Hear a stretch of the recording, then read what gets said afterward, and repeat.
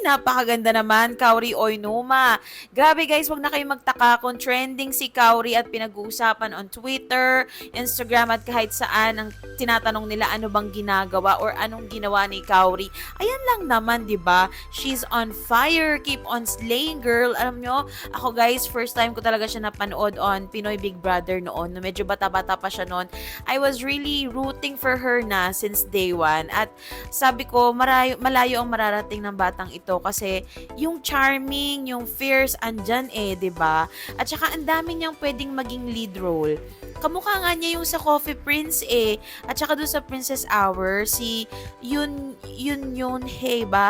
Ayan guys, ginugel na natin. Tama, Yun Hye. Di ba guys, kamukhang kamukha niya. Alam nyo, kaya naging paborito ko talaga si Kaori kasi paborito ko rin po itong Korean star na si Yun Hye. Grabe guys, di ba oh? So there guys, and again,